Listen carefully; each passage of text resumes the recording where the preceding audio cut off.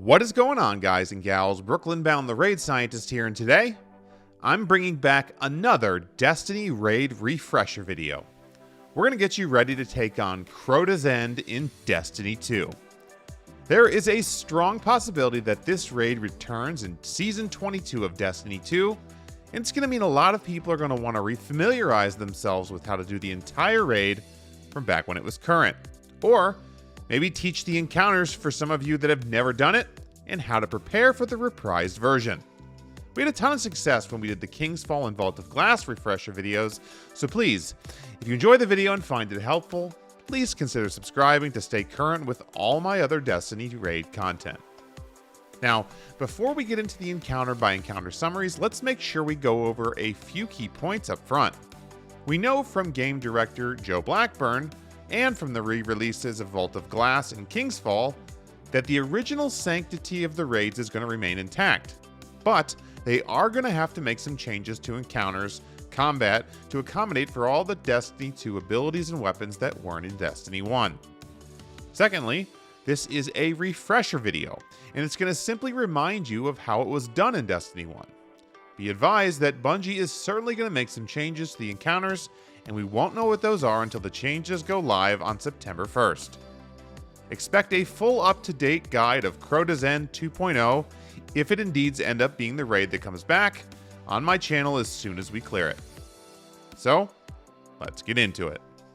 When you launch Crota's End, you'll have to form a bridge, which opens up the entrance to the Abyss. Have everyone stand on the plate and have a dance party while it forms. And then, cross the bridge and jump down to land into the Abyss, which is honestly one of my favorite raid encounters in all of Destiny. The goal of this encounter is to make it to the end of the darkness, form a bridge, and escape. Ad clearing weapons are best, and a mix of a few offensive supers and defensive supers may help you for the end. There is also no real roles to assign here. Just work together as like a SEAL team as you progress. Now, as you're exposed to the darkness, you're going to move slower and slower, and eventually you will not be able to jump very high or move very fast at all due to the weight of darkness. This caps at 10 stacks. The only way to remove the weight of darkness is by standing next to these lamps. However, the lamps have an expiration once they are activated, and will explode after you've drained all the light from them. So you need to huddle around these lamps as a team, and then move as a team. You are going to work together, moving as a unit from lamp to lamp as you remove your darkness and kill waves of Thrall and Knights. Watch out for holes in the ground along the way, because they will kill you if you fall into them. The path is exactly the same every time, so once you have it memorized, it's not so bad on where to go next. But generally, you can always see the next lamp from any other. On the screen is a quick map I found showing you the path you have to take. There are a few locations, like between lamps 5 and 6, and between lamps 13 and 14, where you have to go up a hill to a higher level to keep progressing. Finally, once you make it to the end, you'll have to stand and defend yourself on a final plate that will start forming the bridge. Ogres and some wizards will attack you along with waves of Thrall and Knights. Rotate defensive supers and offensive supers to clear out everything and survive long enough to form the bridge, and you can turn around, run across, and escape into the light behind you. Just keep running as far as you can until you get your loot and move to the next area.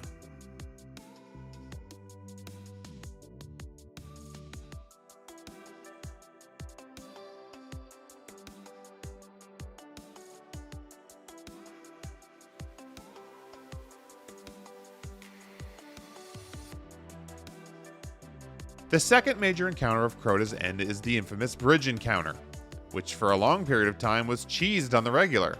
But in Rise of Iron, Bungie made some changes to remove that ability. The goal here is to prevent from wiping by standing on totems, like in King's Fall. Then crossing a bridge with a sword and killing enough gatekeepers to illuminate all the hive statues in the back middle stairs. Once again, a good mix of ad clearing weapons and supers is beneficial here because there is no boss to DPS. But there are some ogres and wizards that can be a pain. You'll want to split your team up into two groups of 3. Team 1 will stay behind and defend the starting area, and Team 2 will cross the bridge and move forward. You'll notice here that on the beginning area there are 2 totems on the sides of the room and a plate in the middle of the room. The plate in the middle of a room forms the bridge that allows players to cross to the other side. So, one person needs to be on this plate to build the bridge.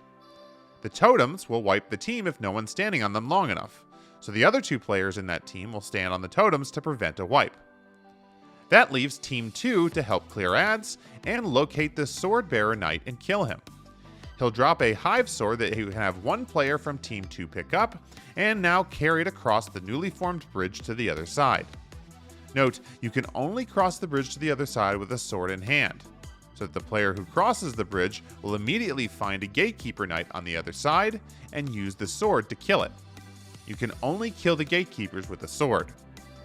Killing this gatekeeper will light up one of the 10 statues.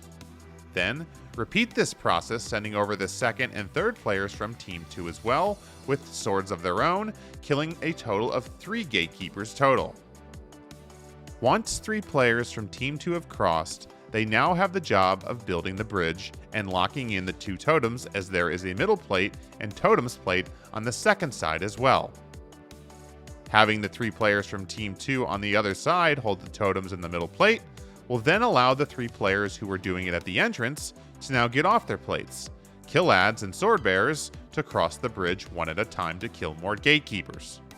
Once 5 players have crossed, the encounter will lock into the next phase and allow the 6th player to come across, who actually doesn't need a sword. And a collection of hive swords will spawn along with a bunch of knights and eventually gatekeepers. Kill a total of 10 gatekeepers to light up all 10 statues to open the door and complete the encounter. Overall, this really isn't too bad. 3 people stay near the entrance holding the totems in the middle plate while the other 3 cross back to the other side. Then once 3 players are across, they hold the totems in the plate, which allows the original 3 players to get off their plates and then come across. Kill all the gatekeepers and complete. Next up is the Thrallway, which is simply just here to provide a secret chest. It's a short hallway with 2 invisible barriers that go away when the Shriekers are killed. You need to quickly race to the end of this hallway into this room where there will be a door closing quickly. Jump over the hole and get through the door before it closes to claim a secret chest. To do this effectively, have 2 or 3 players designated to just worry about killing Shriekers, and then another 2 or 3 players who ignore everything and sprint to the end. Only one person needs to actually make it through the door at the end for it to reopen and provide the chest for everyone. Next up is a pre-encounter before the final boss, and this is to kill Yut the Wizard. It's got a hidden timer of about 2.5 minutes that you can't see before she sings a song that will wipe you. The timer starts as soon as you drop down the hole, so don't drop down until you're ready to go. Yut is protected in a room with an invisible wall. There are 2 sides you can enter this chamber from, and on each side there will be a wizard and then a shrieker. You have to kill the wizard on each side, then the shrieker on each side to open the invisible barricade to access Yut. Once you have access to the crystal chamber, you can kill her. She does move around the crystal quickly, so some teams like to wait for her to start singing her death song because she will stop moving. But if you wait for this song, you gotta make sure you kill her quick because the start of the song notates that she's about to wipe you. Once she's dead, you'll be ready for the final encounter, Crota, son of Oryx.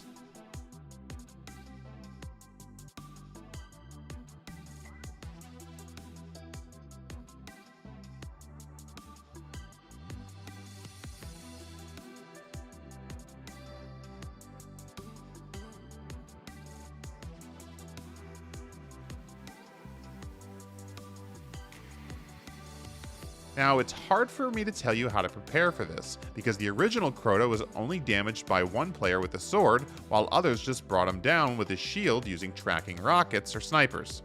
I think it's pretty probable that the new version will have a damage phase, but let's cover how it was done in D1 and not speculate for now. A few things to remember. First, your health does not regenerate in this fight at all, unless you are holding the Chalice of Light. So, play your life and be careful.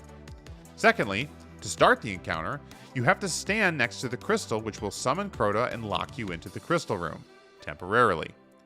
As soon as Crota is fully summoned, the walls will come down, allowing you to shoot freely at all the knights and acolytes in the adjacent hallways. Work together to take them all out, and do not go outside until you're ready as a team. Because once you escape outside to where Crota is, it triggers an invisible timer that starts his mechanics. Assign one player to go run out and grab the Chalice of Light, and also pick up the sword, which is dropped by the sword-bearing knight that spawns out in the middle of the doorway under Crota. Everyone else group up killing ads and watching for knights and wizards up in the towers that are on Crota's left and right. They constantly respawn. Once the player with the chalice has the sword, they should run up and get into position to slash Crota with it. But he has to be stunned first, otherwise he'll one-shot you. When the sword-bearing player is close enough on either the side rocks or maybe just jumping up from below, call out for your team to stun Crota to make him vulnerable by them shooting him with enough burst damage to drop his shield. If it's done quick enough, it'll stun him and cause him to kneel, and the sword-bearing player will quickly run in and slash him with the sword. Be careful, as he only kneels for about 5 seconds before standing back up. As the sword player, you need to get back away or go invisible before he stands back up, or once again he will kill you.